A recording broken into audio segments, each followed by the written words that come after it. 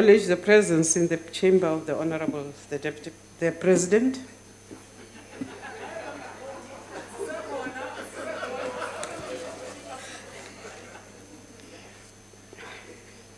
The Secretary will read the first and the second orders together. Introduction of the Appropriation Bill and tabling of the Division of Revenue Bill and introduction of the Special Appropriation Bill. Thank you. The Honorable the Minister of Finance.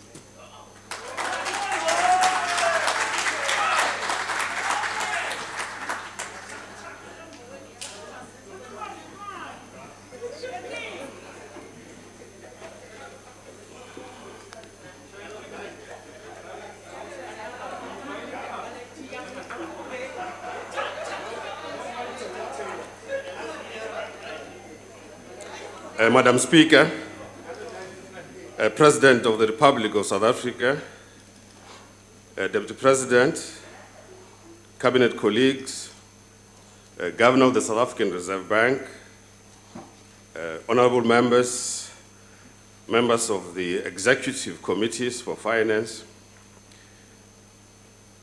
honorable members once again. It is my singular honor and privilege to present the 2021 budget. Today I table before this House the following. 1, the Appropriation Bill. 2, the Special Appropriation Bill. 3, the Division of Revenue Bill. 4, the Budget Review. And 5thly, the Estimates of National Expenditure. Madam Speaker, last year we outlined the strategy to becoming a winning country. Since then, we have mourned the passing of nearly 50,000 of our fellow South Africans as a result of the COVID-19 pandemic. The damage visited upon us by COVID-19 runs deep, and we share in the collective pain of many South Africans who have lost their jobs. All of this notwithstanding, Madam Speaker, we are not without hope. Our national icon, the Nobel laureate Archbishop Desmond Tutu, reminded us that, and I quote, "Hope is being able to see that there is light despite all of the darkness," unquote. He observed that sometimes we forget that just beyond the clouds, the sun is shining. The brave and fearless sacrifices of our frontline workers continue to save thousands of lives.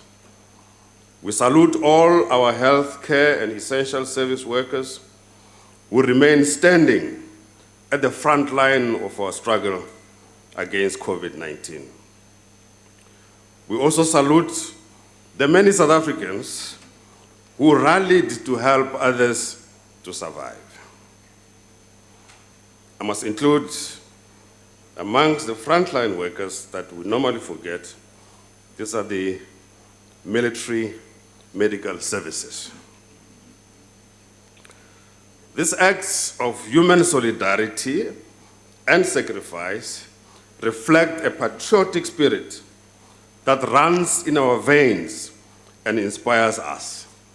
The President would have said, this is in our DNA.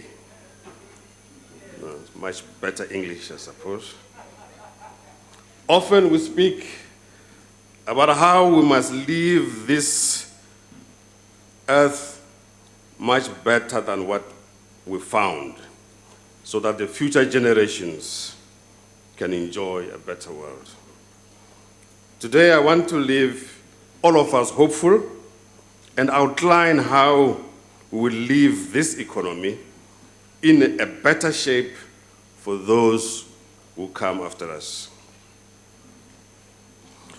Under the leadership of our President, we have crafted a fiscal framework that extends support to the economy and public health services in the short term, while ensuring the sustainability of our public finances in the medium term. This is our first reason for hope. The fiscal framework we table today entails the following.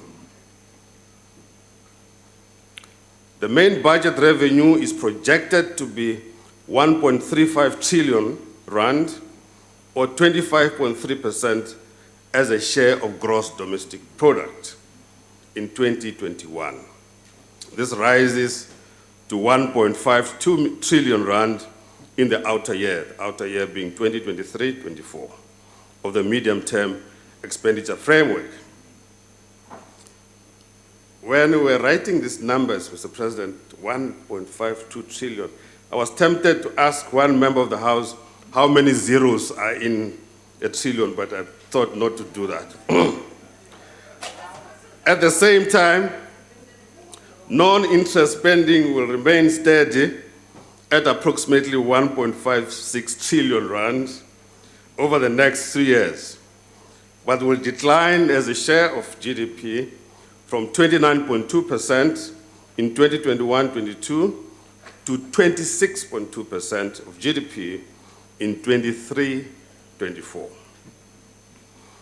I requested tips from the public to help in crafting this budget. Many tips spoke about the limits to increased taxation. Others spoke about the need to cut the number of cabinet ministers, and I told them that was above my pay cut. It's above my pay level. That's not mine. We agree that tax increases must be kept to a minimum. And therefore, General Approval, there's no need for a tax revolt. We have chosen not to introduce the 40 billion rand in tax measures initially proposed in the October medium-term budget policy statement. I'll explain why later. With this framework, we provide the budget for South Africa's vaccination campaign. This campaign allows us to emerge from the restrictions that we have experienced to economic activity. So the restrictions were meant to help us fight against COVID. And now, as we gradually fight this, introducing vaccines, we should be able to return in time to full economic activity. We are allocating more than 10 billion rand for the purchase and delivery of vaccines over the next 2 years. But we do not stop there. We are increasing the contingency reserve from 5 billion to 12 billion to make provision for any further purchases of vaccines and to cater for any other emergencies. With this framework, we are on track to achieve our goal of closing the main budget primary deficits. We shall achieve a primary surplus on the main budget in 2024-25. This will be an important achievement and will coincide with the end of this sixth parliament. Most importantly, we will stabilize government debt at 88.9% of GDP in 2025-26, and the ratio will decline further thereafter. This is a significant commitment and improvement to the framework as compared to what we presented in October last year, and creates a sound platform for sustainable growth. I thought you would clap because it says this is a significant improvement to the framework that we presented in October last year and creates a sound platform for sustainable growth. Total consolidated spending amounts to 2 trillion rand each year over the medium term, the majority of which goes to social services, about 56%. So when people talk about austerity this, austerity that, you can't. It's not supported by empirical evidence. Honorable members, getting our fiscal house in order is the biggest contribution we can make to support our economic reconstruction and recovery plan. Continuing on the path of fiscal consolidation during these economic times was a difficult decision. But we're here precisely because we want to make difficult decisions. If you want to make easy decisions, go swimming. However, on this, we are resolute. We remain adamant that fiscal prudence is the best way forward. We cannot allow our economy to have feet of clay. High government debt levels increase the cost of borrowing across the economy. The rising debt levels lead to higher future taxation and uncertainty. Servicing this rising debt takes away resources that could have been invested in infrastructure and frays our social solidarity. Madam Speaker, yes, sometimes it's the Deputy Speaker. It reminds me of when the Honorable Sisulu was the Speaker, and after Honorable Freni Jingwal, and somebody referred to Honorable Sisulu as Madam Speaker. So, Madam Speaker, my second reason for hope stems from our much improved economic outlook. Global economic growth is expected to rebound to 5.5% in 2021, before moderating slightly to 4.2% in 2022. Spurred on by the expected rollout of the COVID-19 vaccines throughout the world and other additional policy measures, deliberate economic policy measures. China is expected to grow at 8.1% in 2021, while India will achieve a growth rate of 11.5% in 2021. Sub-Saharan Africa is forecast to grow by 3.2%. In this context, Mr. President, the South African economy is expected to rebound by 3.3% this year, following a 7.2% contraction in 2020, and average around 1.9% in the outer 2 years. Madam Speaker, honorable members, I am also hopeful because we are making meaningful progress in the implementation of our structural reform program. Our structural weaknesses limit the rate at which our economy can grow. Our structural reform agenda, as articulated in the Economic Reconstruction and Recovery Plan, is aimed at removing these brakes on economic growth.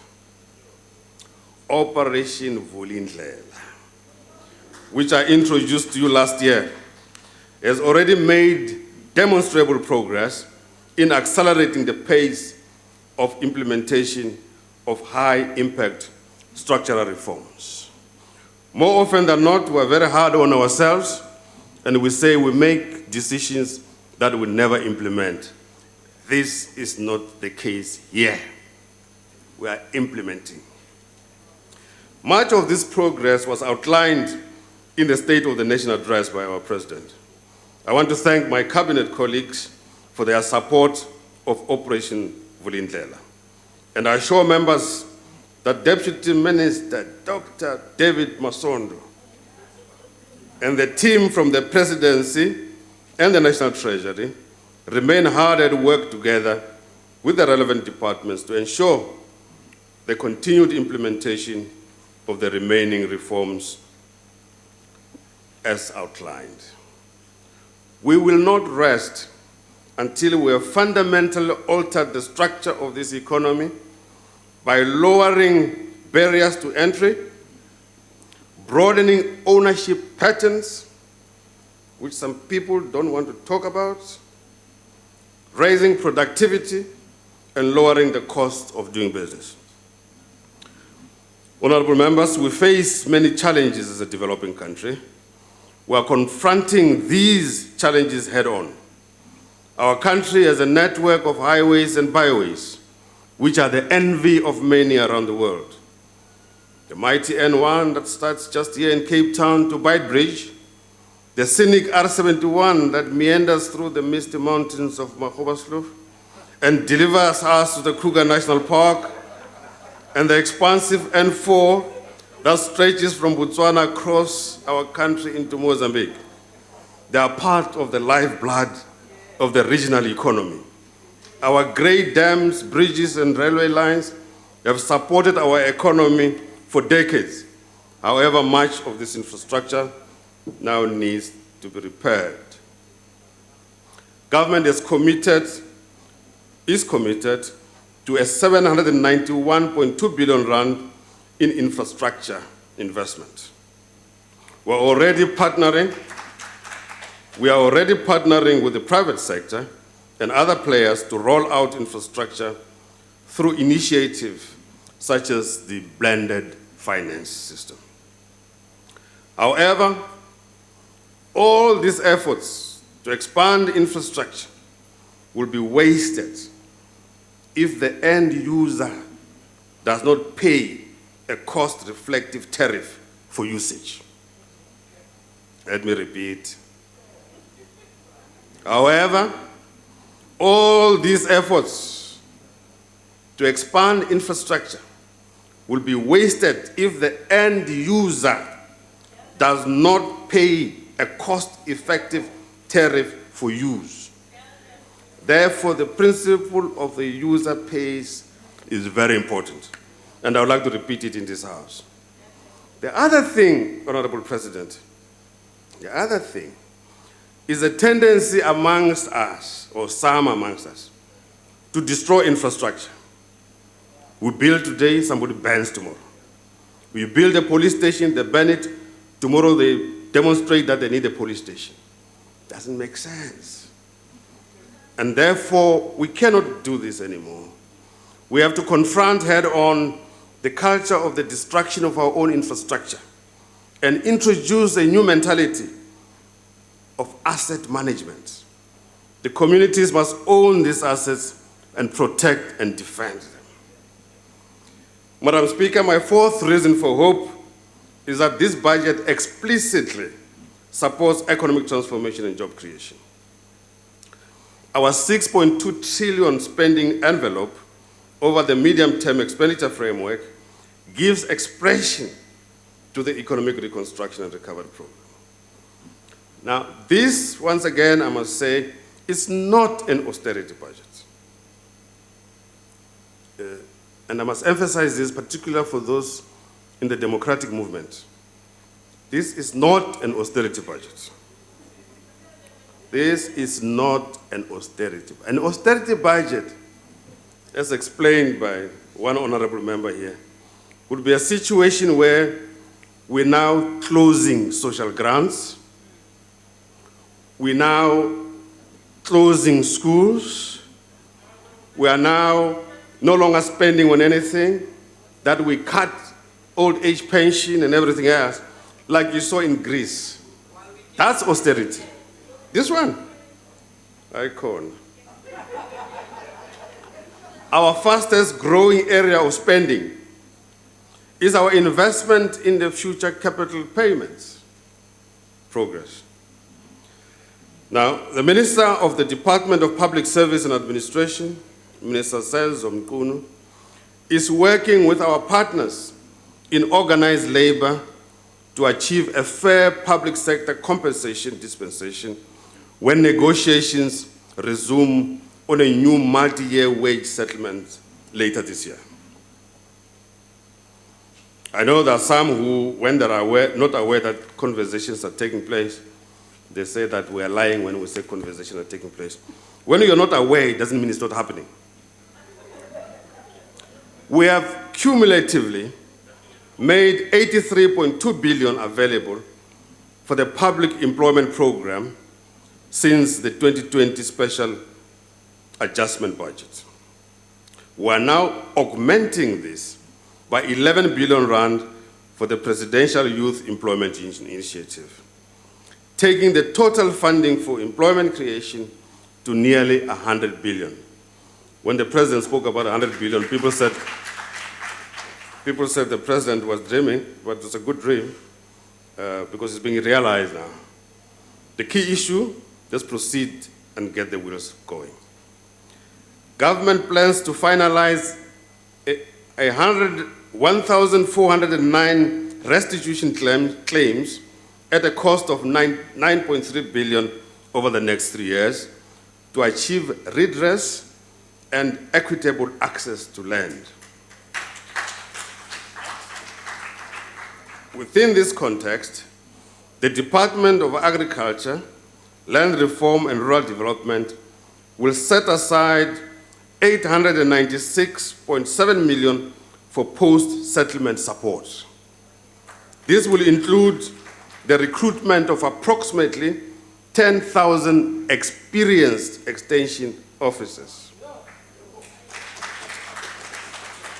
The reason why I say experienced, so you don't hire somebody immediately from high school as an extension officer, because then they arrive at the Ramaphosa farm to help, but they expect him to teach them. So it can't work like that. You have to know what is farming. So when you go to Minister Mantashe to advise him, don't expect him to advise you how to grow sheep. You should be able to advise him how to make good. So we emphasize the experience in the extension workers. A total MTEF allocation of 7 billion is being made available to the Land Bank. This allocation will help to resolve the bank's current default and re-establish the development and transformation mandate. This amount will not affect the expenditure ceiling, but will be offset through other budgetary processes, as will be the case with all other state-owned enterprises. The Department of Small Business Development has allocated 4 billion rand over the medium term to support township and rural enterprises. The Department of Tourism has reprioritized 540 million rand over the medium term to establish the Tourism Equity Fund as one of the measures to support the tourism sector in our country. The fund will acquire equity stakes in existing tourism enterprises, support the expansion of operations, and the development of new operations. This is a model that I like. Equity ownership, not just gifts. This I like. I have by now outlined a few of the reasons we have to be hopeful, but also acknowledge that much work remains to be done. And it's part of the work that still needs to be done. Honorable members, an incorrect notion has developed that says that the government is swimming in cash. An incorrect notion has taken hold that government is swimming in cash. Certainly, compared to October last year, we are in a much better situation. But our assessment from the supplementary budget time in June last year still stands. Our public finances are dangerously overstretched. Our borrowing requirement will remain well above 500 billion rand in each year of the medium term, despite the modest improvements in our fiscal position. Consequently, gross loan debt terrible pronunciation. Gross loan debt will increase from 3.95 trillion in the current fiscal year to 5.2 trillion in 2023-24. We owe a lot of people a lot of money. This includes foreign investors in our bond market, pension funds, local and foreign banks, unit trusts, financial corporations, insurance companies, the PIC, and ordinary South African bond holders. Therefore, we must shore up our fiscal position in order to pay back the massive obligations we have incurred over the years. Madam Speaker, I must advise this House that we now expect to collect 1.21 trillion rand in taxes during 2020-21, which is about 213 billion rand less than our 2020 budget expectations. This is the largest tax shortfall on record. In 21-22, government expects to collect 1.37 trillion, provided our underlying assumptions on the performance of the economy and the tax base hold.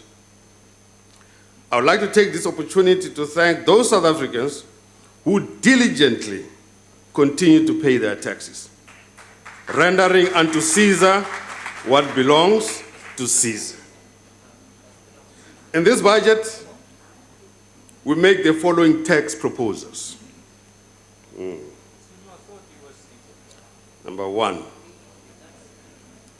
maybe I should make that number last. Anyway, number one, the corporate income tax rate will be lowered to 27% for companies with years of assessment commencing on or after 1 April 2022. Now, this needs to be explained. This will be done alongside a broadening of the corporate income tax base by limiting interest deductions and assessed losses. We'll give consideration to further rate decreases to make our tax system more attractive and competitive. We will do so in a revenue-neutral manner. We also intend to leverage the insights of the Davis Tax Committee as we undertake this reform process. I think I'll have to come back to this to explain. Two, the personal income tax brackets will be increased by 5%, which is more than inflation in general. Groenewald. This will provide 2.2 billion rand in tax relief. Most of that relief will reduce the tax burden on the lower and middle income households.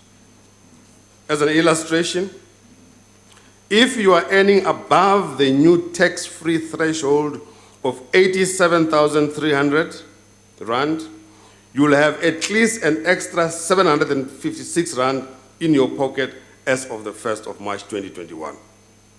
Three, fuel levies will be increased by 27 cents per litre, comprising 15 cents per litre for the general fuel levy and 11 cents per litre for the road accident fund levy, and 1 cent per litre for the carbon fuel levy.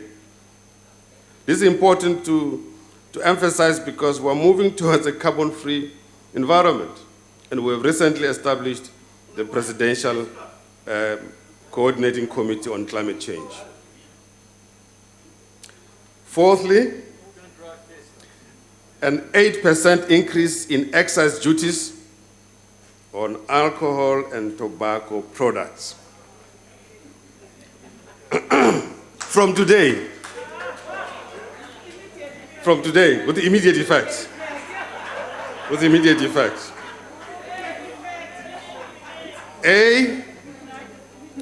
A 340 milliliter can of beer or cider will cost an extra 14 cents.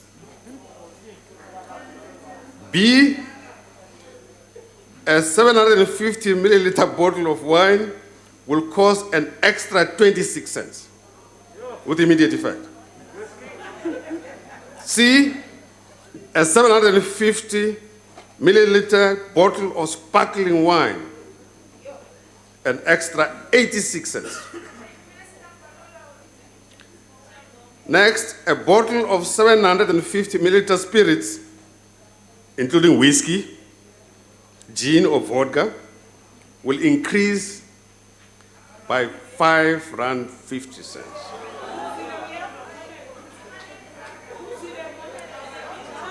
Next,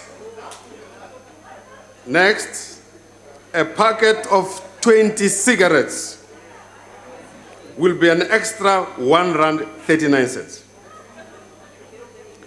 Next, 25 grams of piped tobacco will cost an extra 47 cents. I'm sorry, one retired president, I'm sorry. And a 23-gram cigar will be R7.71 more expensive.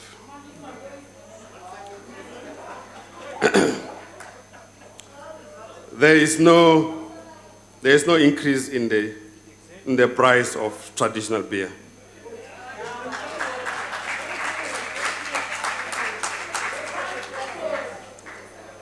We have to do this partly in honor of some of the more elderly members of the House. In fact, ever since when Trevor Manuel was Minister of Finance, this is one thing which has stayed constant. It is clear that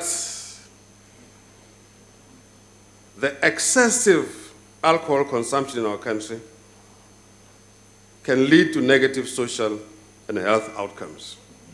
Consumers do react to price increases, and higher prices should lead to lower consumption of alcohol products with positive spin-offs. SARS has started to deepen its technology, data, and machine learning capability. I want to ask, what is machine learning?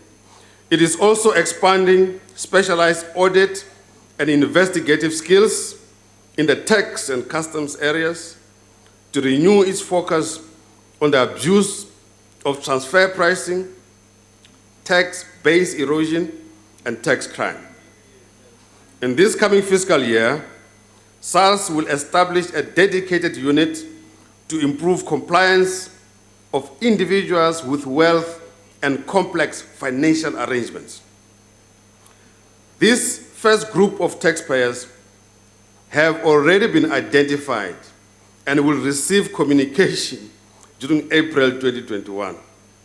In support of these initiatives, we request that this House approve an additional spending allocation to SARS of R3 billion over the medium term. Madam Speaker, let me now turn to the division of revenue. The 2021-22 division of revenue stands as follows. 48.7% of nationally raised funds are allocated to national government, 41.9% to provinces, and 9.4% to local government. This is after providing for debt service costs, the contingency reserve, and provisional allocations that I made mention of earlier. The provincial equitable share will be augmented by R8 billion for provincial health departments in 2021-22 to deal with COVID-19. Of the 10.3 billion for vaccines, 2.4 billion is allocated to the provincial departments of health to administer the COVID-19 vaccine program. Government will also put in place a no-fault compensation fund to cover claims in the unlikely event of any severe vaccine injuries, allocations to which will be announced in due course. The local government equitable share is set to increase to 9.7% of the division of revenue in 23-24. We are aware that financial governance remains a challenge for many municipalities. Therefore, the Municipal Systems Improvement Grant is extended for the rollout of the district development model.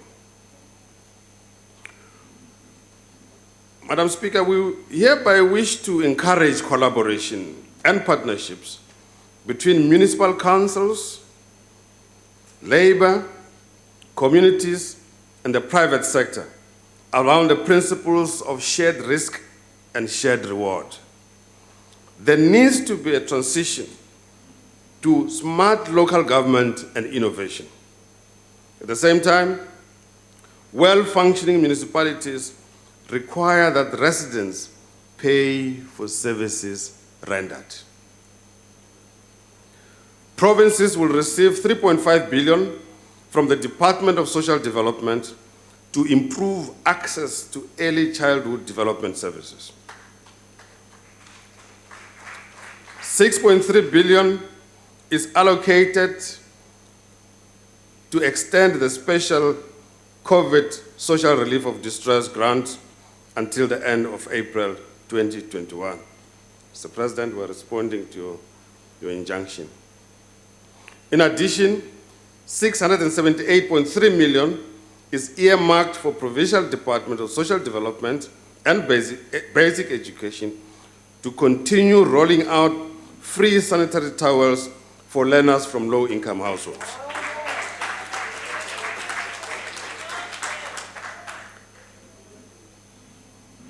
Now, the regular social assistance grants are adjusted upwards.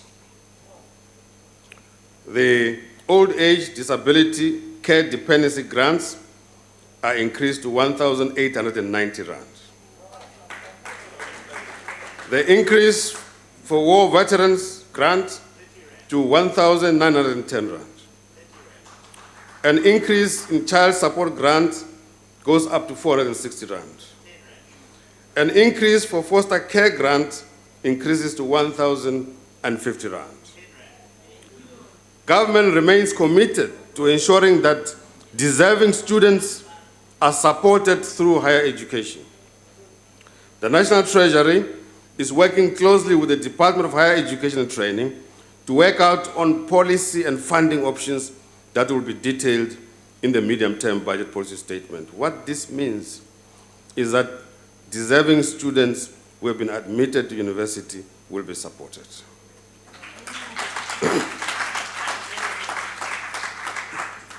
The budget that we table here today, Madam Speaker, takes seriously our commitment to the continent of which we are part. Payments to the Southern African Customs Union, SACU, have been revised upwards by 1.9 billion in 2022 and 15.5 billion in 23-24 to 137.3 billion rand over the medium term. This is very important for some of the countries in Southern Africa, and we must not lose sight of the need to adjust this. The African Renaissance and International Cooperation Fund will, over the medium term, support various projects in Africa, whether it's democracy, economic development, integration, and others. An allocation of 148.1 million rand is therefore set aside for this fund. The Africa Continental Free Trade Agreement, part of which came into effect early this year, presents us with the opportunity to deepen our trade and financial linkages with our continent. Following last year's budget announcement on supporting the African Continental Free Trade Agreement through a more modern risk-based capital management flow system, much progress has been made to implement the new system, and new regulations will be published by the South African Reserve Bank shortly. The National Treasury also continues to work with industry bodies to promote South Africa as a financial hub for Africa. From the 1st of March 2021, companies with a primary listing offshore, including dual listings, will be aligned to current foreign direct investment rules, which the South African Reserve Bank oversees. In order to improve access to African markets, our 6 busiest border posts will be upgraded and expanded. This will significantly improve our infrastructure investments using the PPP model, public-private partnerships. Starting with Beitbridge, which was built in 1929 and was last upgraded in 1995. These one-stop border posts will harmonize the crossing of borders by people and goods, eliminating the dreadful sins that we have witnessed recently. But I need to emphasize the public-private partnership model. Though we face many difficulties, we must not lose sight of our place in the world, as well as our potential and responsibilities. 25 years ago, on the 8th of May 1996, on the occasion of the adoption of the South African Constitution, former President Tito Mboweni delivered his seminal African address from this podium. President Mboweni reminded us that there are moments in time when we must define what we want to be. And I quote, "Together with the best in the world, we too are prone to pettiness, petulance, selfishness, and short-sightedness. But it seems to have happened that we looked at ourselves and said the time had come that we make a superhuman effort to be other than human, to respond to the call to create for ourselves a glorious future, to remind ourselves of the Latin saying, gloria est consequenda, glory must be sought." Honorable members, our fiscal path requires that we better leverage government status as the largest purchaser of goods and services in the country. Finalization of the procurement bill is therefore urgent. The National Treasury is fast-tracking the process of this bill. This bill addresses fragmentation in the procurement legislation. We aim to table this reform before Cabinet as soon as possible. Many of the tips that I received spoke of the importance of zero-based budgeting. The National Treasury is finalizing the framework to implement zero-based budgeting across the government system.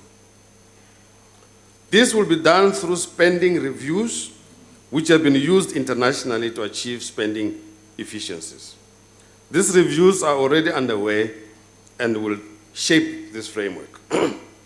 The Department of Public Enterprises and the National Treasury will be the first to pilot a new budgeting methodology. The intention is to produce significantly recosted budgets from 22-23. The Department of Justice and Constitutional Development, Madam Speaker, is allocated a further 1.8 billion to improve business processes. This allocation will support our brave law enforcement agents in the fight against crime and corruption. We're bringing the long arm of the law into the digital age through the Justice Modernization Program. The South African Revenue Service, South African Reserve Bank, and the Financial Intelligence Center are working jointly on combating criminal and illicit cross-border activities through an interagency working group. This group has completed 117 investigations and found 2.7 billion rand for fiscus. In other words, they've recovered. Customs and excise operations are reducing the illicit movement of goods across borders, assisted by specialized cargo scanners, resulting in 3,393 seizures valued at 1.5 billion for the fiscal year to January. We announced in the medium-term budget policy statement the historic agreement with all NEDLEC constituencies for the annuitization of provident funds. This will enable all workers to continue to enjoy tax deductions on their contributions. The NEDLEC constituencies also agreed to accelerate the introduction of auto-enrollment for all employed workers and the establishment of a fund to cater for workers currently excluded from pension coverage as an urgent intervention towards a comprehensive social security system. I can announce once again that annuitization for provident funds takes effect from the 1st of March 2021. And provident fund members will continue to enjoy a tax deduction on their contribution. In addition, as we mentioned before, the National Treasury will this week publish draft amendments to the Regulation 28 for public comment. The proposed amendments to Regulation 28, in case somebody misunderstands, is to make it easier for retirement funds to increase their investments in infrastructure. This 2021 budget framework puts South Africa on a course to achieve a primary surplus. By doing this, government debt will stabilize at 88.9% of GDP in 2025. The path is challenging but achievable. It is the most prudent way to achieve higher levels of prosperity and avoid a sovereign debt crisis. Madam Speaker, honorable members, when the Constitution was adopted 25 years ago, the words, quote, "Nothing can stop us now," unquote, resonated in this House. As we affirm our commitment to sustainable public finances, we also at the same time affirm the supremacy of the Constitution, and that all of us, young and old, must abide by the injunctions in the Constitution. Madam Speaker, I would like to thank the President of the Republic of South Africa and the Deputy President for their courageous leadership during these testing times. A word of appreciation to the Deputy Minister of Finance, Dr. David Masondo. Thanks to the Director General of the National Treasury, the hard-working Dondo Mohajan, and his dedicated team at the National Treasury. Many thanks to the Commissioner of the South African Revenue Service, who continues to collect revenue and help us, the hard-working Mr. Edward Kiswet. And he's also good-mannered, by the way. My gratitude as well go to the Governor of the South African Reserve Bank, Mr. Lisecha Kganyago, and the outstanding staff at the South African Reserve Bank for their support. We normally do modeling together, and it's wonderful. I particularly want to appreciate my colleagues in Cabinet and the wisdom of the Ministers' Committee on the Budget, MINCOMBAT. I also thank my colleagues in the Budget Council, which Budget Council is Minister of Finance together with the MECs of Finance. I know there's one of them doesn't like to be called an MEC, but it's fine. I am grateful to the parliamentary committees who also worked tirelessly on the budget processing through all this documentation in order to provide Parliament with a report. Finally, to the millions of South Africans who face and continue to face enormous difficulties and challenges, we ask of you to take courage, persevere, and work with us. Above all, let us heed the counsel of Archbishop Desmond Tutu to see that there is light despite all of the darkness. A prosperous future is possible for our beloved country. Gloria est consequent. I thank you very much. Thank you, Minister.